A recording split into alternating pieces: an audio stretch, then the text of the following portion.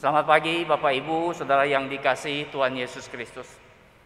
Sekalipun kita beribadah secara online, namun demikian saya terus berharap Bapak Ibu Saudara dalam kondisi tubuh yang sehat semuanya, dan tetap bisa berkonsentrasi di dalam mengikuti jalannya ibadah pagi ini.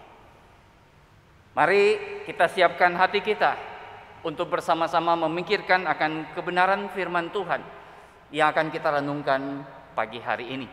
Namun sebelum kita membuka Alkitab kita membaca bagian yang akan kita renungkan, terlebih dulu kita menghampiri hadirat Tuhan untuk memohon pertolongannya. Mari kita tundukkan kepala, kita berdoa. Sekali lagi kami datang menghampiri hadirat-Mu, ya Tuhan. Oleh karena sesungguhnya kami menyadari keterbatasan dan kelemahan kami. Kami juga menyadari bahwa seringkali ada begitu banyak gangguan yang kami alami. Apalagi ketika kami mengikuti ibadah secara online dari rumah kami masing-masing. Tetapi biarlah Tuhan menguasai hati dan pikiran kami. Biarlah Tuhan yang memusatkan perhatian kami. Boleh memberi kepada kami telinga seorang murid yang dengan penuh konsentrasi mau mendengarkan kebenaran dari firman-Mu. Kami juga menyerahkan hamba-Mu di dalam segala keterbatasan, kelemahan, ketidakmampuannya. Kiranya Tuhanlah yang berkenan memakainya untuk mewartakan firman-Mu, dan Engkau juga yang boleh berkenan memberkati dirinya, agar boleh menjadi alat berkat bagi semua kami yang mendengarkan firman-Mu. Berbicaralah kepada kami ya Tuhan, karena kami siap untuk mendengarnya. Dan berikanlah pertolongan, supaya kami bukan saja mendengarkan firman-Mu, tetapi kami juga adalah orang-orang yang melakukan firman Tuhan. Di dalam nama Tuhan Yesus Kristus, kami sudah berdoa. Amin. Saudara, tema yang akan kita pikirkan pada pagi hari ini adalah tentang corrupted heart atau hati yang rusak. Dan yang menjadi dasar perenungan kita itu terambil dari 2 Raja-Raja pasal yang kelima. Namun kita akan membaca dari ayat yang ke-20 sampai dengan ayat yang ke-27. 2 Raja-Raja pasal yang kelima, ayat 20 sampai dengan ayat yang ke-27.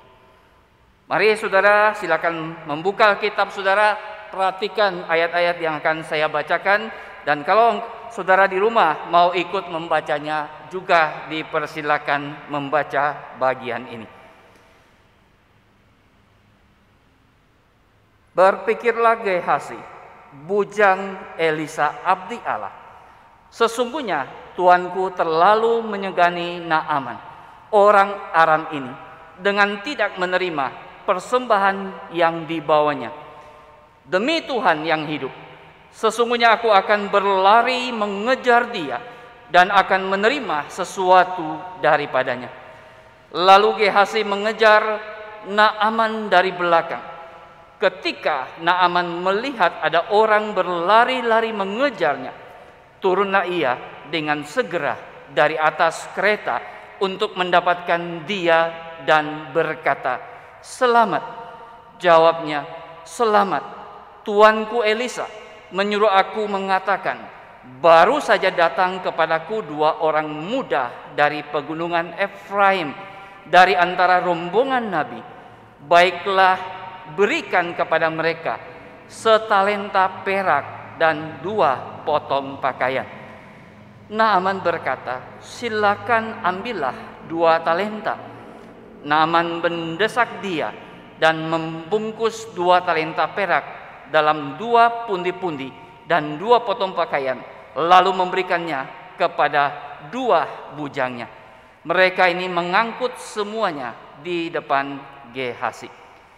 Setelah mereka sampai ke bukit, disambutnyalah dari tangan mereka, disimpannya di rumah, dan disuruhnya kedua orang itu pergi. Maka pergilah mereka. Baru saja Gehazi masuk dan tampil ke depan tuannya, berkatalah Elisa kepadanya, "Dari mana, Gehazi?" Jawabnya, "Hambamu ini tidak pergi kemana-mana." Tetapi kata Elisa kepadanya, "Bukankah hatiku ikut pergi ketika orang itu turun dari atas keretanya mendapatkan engkau? Maka sekarang engkau telah menerima perak, dan dengan itu dapat memperoleh kebun-kebun, kebun zaitun, kebun anggur, kambing domba, lembu sapi, budak laki-laki, dan budak perempuan. Tetapi penyakit kusta Naaman akan melekat kepadamu dan kepada anak cucumu untuk selama-lamanya." Maka keluarlah Gehazi dari depannya dengan kena kusta putih seperti salju. Demikianlah pembacaan firman Tuhan yang akan kita renungkan pada pagi ini. Saudara, Alkitab adalah kitab suci yang sangat-sangat jujur. Dari Alkitab itulah kita dapat mengerti, atau dari Alkitab itulah tersingkap bahwa betapa dosa itu begitu merusak kehidupan manusia. Bahkan telah merasuk sampai kedalaman hati manusia. Sehingga Nabi Yeremia menuliskan di dalam Yeremia 17 ayat 9 bahwa betapa liciknya hati, lebih licik dari segala sesuatu, hatinya sudah membatu. Itulah hati manusia yang berdosa, hati yang sudah dirusak oleh dosa. Dan itulah yang juga kita saksikan atau yang kita lihat dari apa yang telah kita baca di dalam 2 raja-raja tadi. Nah saudara, untuk benar-benar kita dapat memahami saudara, kita perlu melihat alur ceritanya, di mana kalau kita melihat 2 raja-raja pasal yang kelima, itu diberi judul oleh LAI adalah Naaman disembuhkan. Nah saudara, Naaman adalah seorang panglima dari Raja Aram. Dia adalah seorang yang terpandang, seorang pahlawan tentara Aram. Akan tetapi ia menderita penyakit kusta.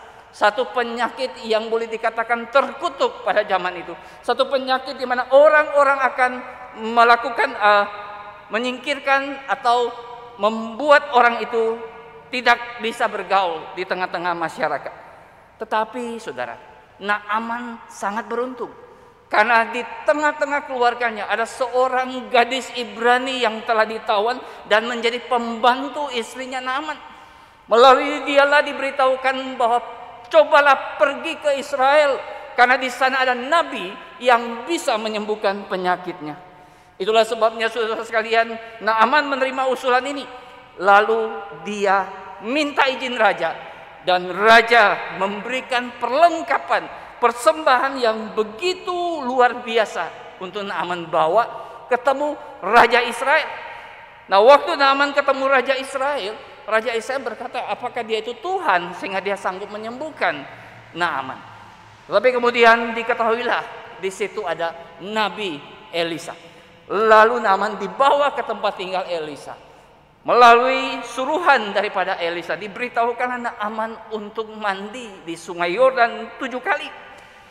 Saudara, sebuah perintah yang sangat sederhana, dan kalau dipikir sebuah perintah yang boleh dikatakan hal yang konyol. Pada awalnya Naaman sulit untuk menerima hal ini, tetapi pengawal-pengawalnya berkata, kalau saja Tuhan disuruh perbuatan atau melakukan hal yang sulit, hal yang sukar sekalipun, rasanya Tuhan akan melakukannya. Bukankah ini hal yang sederhana, hal yang begitu mudah? Tuhan, cobalah mandi di Sungai Yordan 7 kali. Siapa tahu Tuhan itu bisa sembuh. Nah saudara, Naaman akhirnya menuruti akan hal itu. Dan apa yang terjadi saudara? Naaman benar-benar disembuhkan. Penyakit kustanya segera hilang ketika dia mandi di Sungai Yordan sebanyak 7 kali. Nah saudara, Naaman bukan seorang yang tidak tahu berterima kasih. Itulah sebabnya ketika dia sembuh, dia datang menjumpai Elisa, dan dia ingin mengucapkan terima kasih dengan memberikan pemberian. Nah saudara, kalau kita boleh lihat apa yang dibawa oleh Naaman atau yang dibekali Raja Aram kepada Naaman, itu sangat luar biasa saudara. Di dalam ayat yang kelima, saudara bisa dilihat di sana bahwa dia membawa sebenarnya 10 talenta perak dan 6.000 sikal emas dan 10 potong pakaian. Satu jumlah yang sangat besar sekali. Saya coba hitung-hitungan di dalam kurs hari ini, berapa harga perak pada hari ini beberapa hari yang lalu, berapa harga emas pada hari ini beberapa hari yang lalu saya lihat. Dan saudara dan saya hitung-hitung semuanya, hanya berkaitan dengan perak dan emas itu kurang lebih harganya lebih dari 70 miliar. Oh, besar sekali, saudara. Nah, waktu dia keluarkan persembahan ini di depan Elisa, saya tidak tahu, tidak dicatat di sini dia mau beri berapa banyak, apakah semua. Tapi ketika dibuka, maka bujangnya Elisa melihat, ya Gehazi ini melihat, waduh, banyak sekali. Tetapi saudara, Elisa tidak mau menerima pemberian itu. Kenapa Elisa tidak mau menerima pemberian itu? Karena Elisa menyadari bukan dia yang menyembuhkan Naaman, tetapi Tuhan yang menyembuhkan Naaman. Dan Naaman mendesak, memaksa untuk diterima. Elisa juga dengan taat, dengan tekun, dengan kekuatannya dia tetap menolak pemberian itu, saudara. Lalu pada akhirnya Naaman itu mengakui, ya minta tanah. Dia bilang dia mau bawa pulang ke Aram, dan dia mengatakan dia tidak akan lagi mempersembahkan korban kepada dewa-dewa, tapi hanya kepada Tuhan saja. Karena di Israel ada Allah yang hidup dan dia menjadi percaya. Saudara, dengan kesembuhan dari Naaman menjadi percaya. Tetapi waktu Gehazi melihat persembahan yang begitu besar, maka muncullah di dalam hidupnya seorang yang berdosa, hati yang sudah rusak adalah sebuah ketamakan yang muncul. Sehingga dia berpikir, atau dia sangat menyesal sekali. Kenapa ya tuannya Elisa ini menolak pemberian ini? Bukankah dia sudah sewajarnya menerima? Oleh karena dialah yang menyuruh Naaman itu mandi 7 kali di sungai Yordan, dan itulah yang menyembuhkan Naaman. Sayang sekali jumlah yang begitu besar tidak diterima. Nah, saudara, itulah sebabnya di sini kita melihat bahwa hati yang tamak itu membuat seseorang berani melakukan tindakan tercela. Bahkan di tengah-tengah hatinya yang tamak, di tengah-tengah dia akan melakukan tindakan yang tercela. Saudara perhatikan di dalam ayat yang ke-20, dia justru berkata bahwa demi Tuhan yang hidup, aku akan berlari mengejar dia dan akan menerima sesuatu daripadanya. Saudara bayangkan, saat dia punya hati yang tamak, saat dia berani melakukan tindakan yang tercela, dia membawa-bawa nama Tuhan. Seolah-olah apa yang dia lakukan tidak masalah di hadapan Tuhan. Atau bahkan dia merasa sudah sewajarnya dia meminta, karena memang Naaman mau memberikan kok. Saudara, kadangkala kita menjumpai ada orang-orang yang melakukan tindakan kejahatan, tetapi dibungkus sedemikian rupa dengan kata-kata yang rohani. Inilah Gehazi, di dalam hatinya sudah rusak, yang dikuasai oleh ketamakan, yang mau melakukan tindakan yang tercela sekalipun, masih memakai demi Tuhan yang hidup. Apakah ini sebuah kebiasaan pada saat itu, sehingga dia mengucapkan begitu saja tanpa berpikir panjang? Atau sekali lagi dia merasa apa yang dia lakukan tidak masalah di hadapan Tuhan? Atau dia berpikir apa yang dia lakukan itu sudah sewajarnya, karena memang Naaman mau memberi kok. Dan tindakan tercela apa yang dia lakukan, saudara? Gehazi ini berbohong kepada Naaman. Dia mengatakan bahwa Elisa yang memerintahkan dia pergi, padahal Elisa sama sekali tidak memerintahkan dia. Bahkan dia membawa nama-nama, ada nabi, 2 orang muda yang datang dari Efraim. Ternyata tidak ada. Maka sebuah kebohongan yang dia lakukan, saudara. Dia meminta dari Naaman. Tidak semuanya memang, saudara.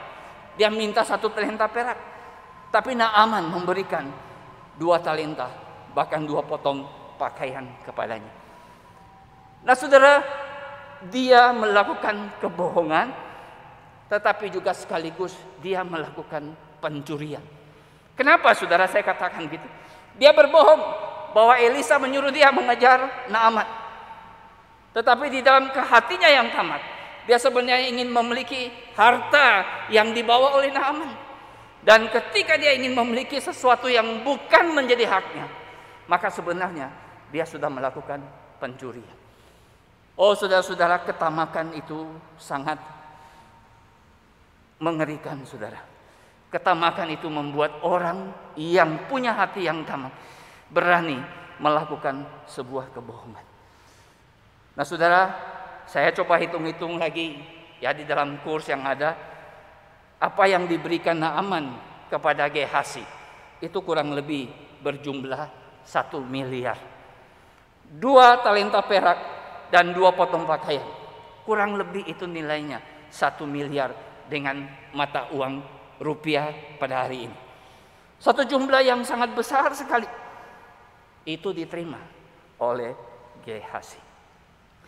Lalu selanjutnya saudara, di dalam tindakan Gehazi berbohong, di dalam tindakan Gehazi menginginkan apa yang dipunyai Naaman, di dalam tindakan Gehazi untuk mendapatkan apa yang bukan menjadi haknya, dia sebenarnya melakukan tindakan yang lebih keji atau tindakan yang lebih bobrok, oleh karena dia sebenarnya hanya mementingkan dirinya sendiri dan dia tidak peduli dengan orang lain.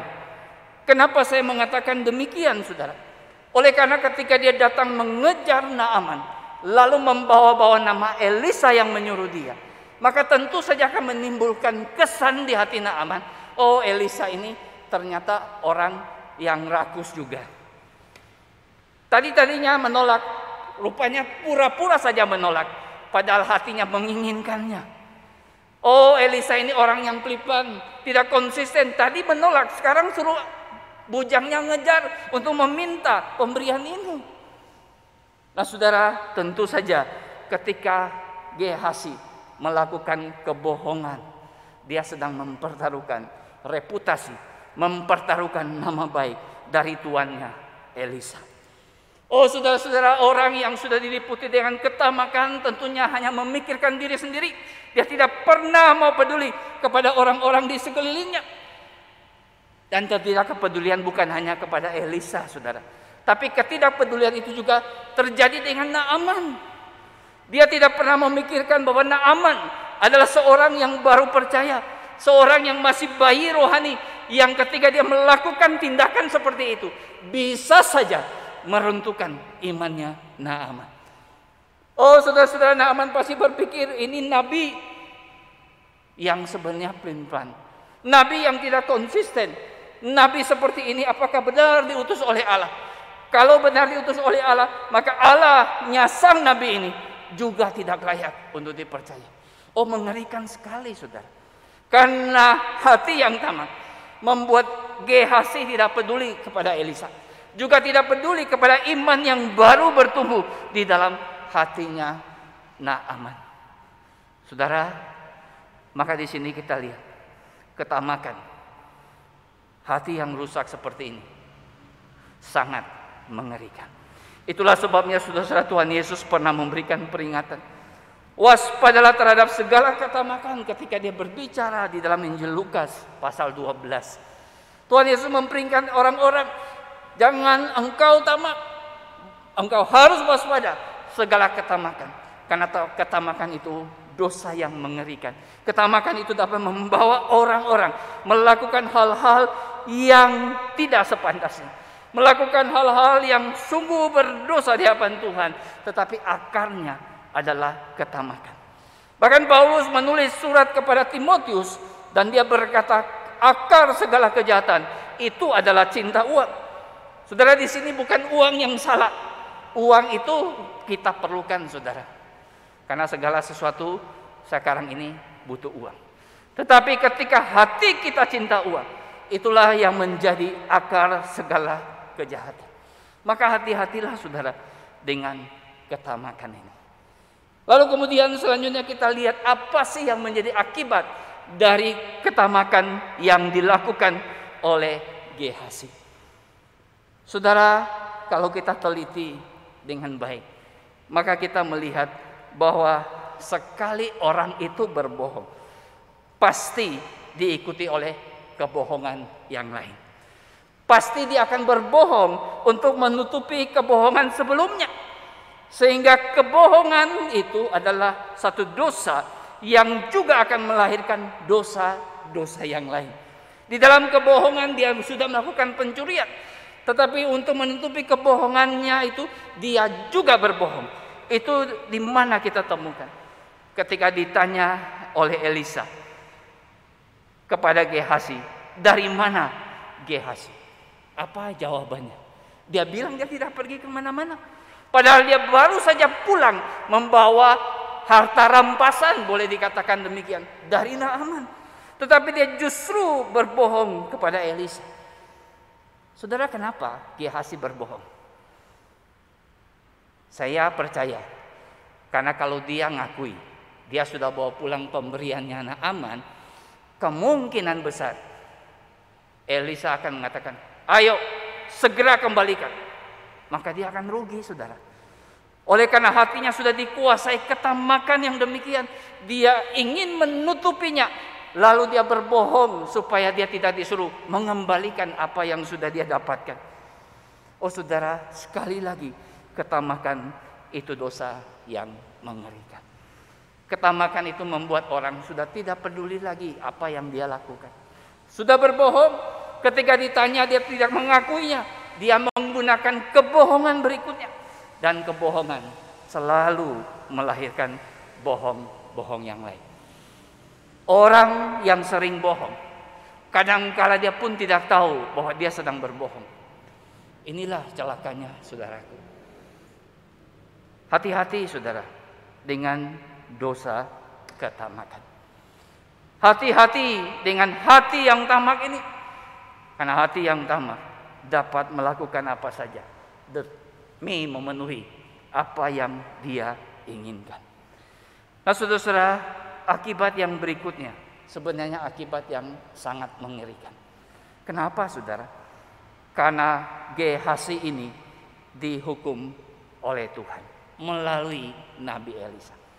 Oleh karena dia menginginkan hartanya Naaman, maka penyakit Naaman pun diberikan kepada dia. Dan bukan hanya kepada Gehazi, saudara, tetapi hukuman itu diberikan sampai 3 generasi, anak dan cucunya. Kadang-kadang saya berpikir, anak cucu kan nggak tahu apa-apa. Tetapi kita melihat di sini bahwa Tuhan memandang dosa ketamakan adalah satu dosa yang serius di hadapannya.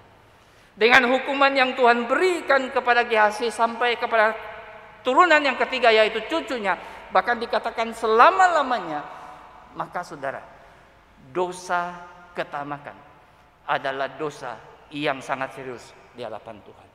Hukumannya begitu berat, hukumannya bukan sekedar sementara, tapi selama-lamanya. Dan saya menafsirkan bagian ini.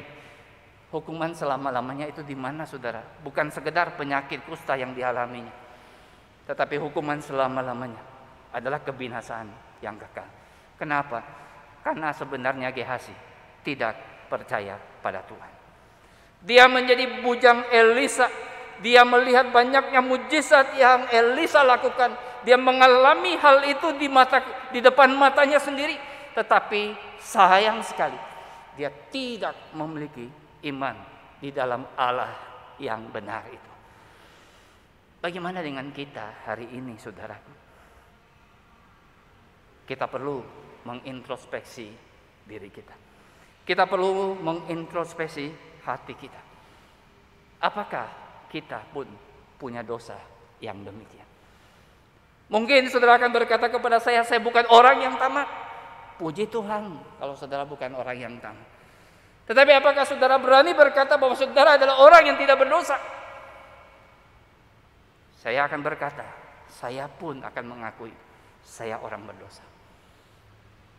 Saya akan mengatakan itu kepada saudara sekalian. Dan dosa yang ada di dalam diri manusia, bagaimanakah jalan keluarnya? Maka saya ingin menyatakan kepada saudara bahwa jalan keluar dari hukuman dosa, supaya kita sadar betul bahwa tidak ada jalan lain, Tidak ada cara lain untuk kita menyelesaikan dosa-dosa yang bercokol di dalam hati kita. Bukan saja sekedar dosa ketamakan, tapi mungkin juga dosa iri hati, dosa yang tidak pernah senang melihat orang lain berhasil, tetapi dosa yang senang melihat orang lain susah. Dosa yang tidak memiliki kepedulian, tidak memiliki kepekaan, itu seringkali masih bercokol di dalam hati kita. Dan terlebih lagi saudara, saya ingin beritahukan kepada saudara, kalau saudara merasa dirimu tidak berdosa, tidak ada dosa yang perlu saudara akui di hadapan Tuhan, celaka saudaraku. Itu berarti saudara menganggap engkau adalah orang yang baik, engkau adalah orang yang berkenan di hati Tuhan. Padahal kita berkata, semua orang telah berbuat dosa, kehilangan kemuliaan Allah. Itulah sebabnya saudara, saya ingin beritahukan kepada saudara bahwa jalan keluar dari hukuman dosa, khususnya dari hukuman yang kekal, tidak ada cara lain selain engkau mau datang kepada Kristus Sang Penebus. Bahwa Kristus yang telah diutus oleh Allah ke dalam dunia untuk menebus dosa manusia. Itulah jalan keluar, satu-satunya. Tidak ada jalan keluar yang lain untuk pengampunan dosa-dosamu. Engkau perlu datang kepada Kristus. Itulah sebabnya hari ini saya menantang saudara. Saya tahu saudara mungkin sudah lama beribadah di Kaintong. Bahkan saudara yang hari ini mengikuti online, jikalau engkau belum di dalam Tuhan Yesus, saya minta Tuhan buka hati saudara. Tuhan menggerakkan engkau supaya engkau boleh menerima Kristus sebagai Tuhan dan Juru Selamat pribadi. Disitulah dosa-dosamu akan diampuni. Dosa-dosamu sudah diselesaikan Tuhan Yesus di atas kayu salib. Itulah sebabnya ketika dia di atas kayu salib dia mengatakan sudah selesai. Dia sudah menyelesaikan dosa-dosa umat manusia. Tetapi umat manusia perlu datang kepada dia, menerima dia sebagai Tuhan dan Juru Selamat pribadi. Barulah ada pengampunan dosa. Barulah ada jaminan akan kehidupan yang kekal. Tanpa iman di dalam Kristus, saya mau berkata kepada saudara, saudara pasti binasa selama-lamanya. Tidak ada kehidupan yang kekal. Tetapi iman di dalam Kristus, itulah yang boleh membawa engkau menjadi anak-anak Allah.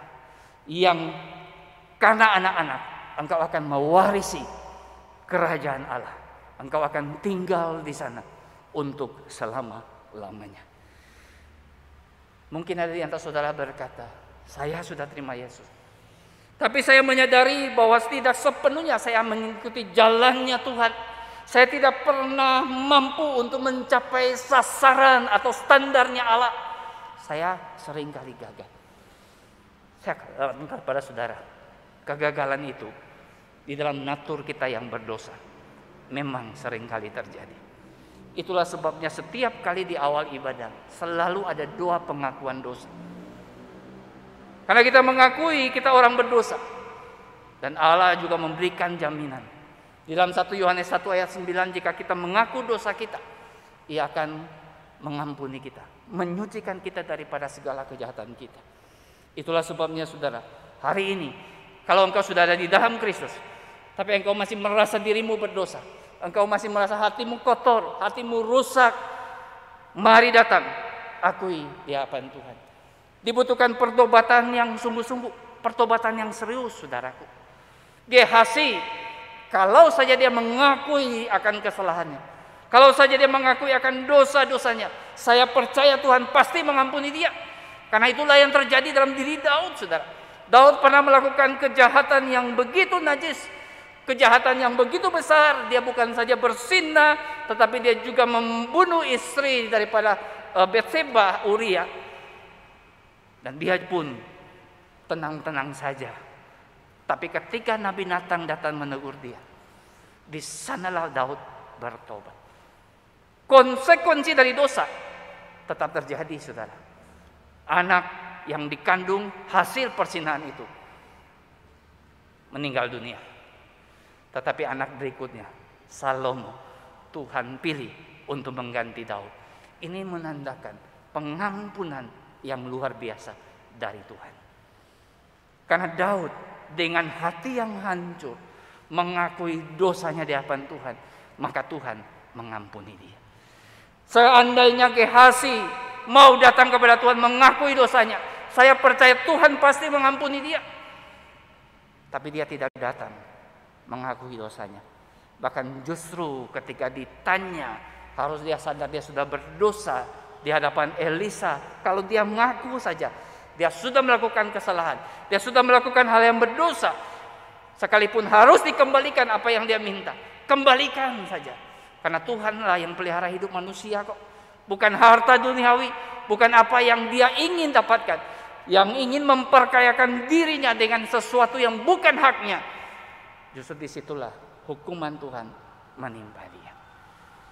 Mari saudara, kalau engkau belum ada di dalam Kristus, bukan kebetulan engkau dengar firman ini. Buka hatimu, Roh Kudus bekerja. Jangan engkau keraskan hatimu, biarlah engkau terima Kristus. Jikalau hari ini engkau merasa engkau adalah orang-orang yang berdosa, masih hidup dalam hati yang kotor, saya katakan kepada saudara, juga kepada saya pribadi, mari kita datang dengan pertobatan yang sungguh-sungguh di hadapan Tuhan. Tuhan yang penuh kasih, Dia akan mengampuni kita dari segala dosa-dosa kita. Mari kita tundukkan kepala, kita berdoa. Kami datang padamu, ya Tuhan. Kami bersyukur untuk firman yang kembali mengingatkan kami, bahkan juga menegur kami. Biarlah kiranya Roh Kudus bekerja dalam hati kami, agar kami yang belum percaya membuka hati kami percaya kepada Kristus. Agar kami yang sekalipun sudah dalam Kristus masih hidup di dalam dosa, karena hati kami yang belum benar-benar bersih, Tuhan bekerja, berkarya, bersihkan hati nurani kami, bersihkanlah diri kami daripada segala dosa, dan bawa kami untuk boleh hidup di jalan-jalan-Mu. Sekalipun kami kadangkala gagal, tapi biarlah kami terus berjuang, berusaha. Karena ketika kami berada di dalam Engkau, ada Roh Kudus yang berada dalam hati kami. Roh Kudus yang akan bekerja, bukan hanya mengingatkan kami, menegur kami, tapi Roh Kudus juga akan menolong kami untuk bagaimana kami menghidupi kebenaran-kebenaran firman. Jadikanlah kami anak-anak-Mu yang boleh hidup memuliakan Engkau. Terima kasih Bapa, di dalam nama Tuhan Yesus kami sudah berdoa. Amin. Saya kembalikan kepada liturgis.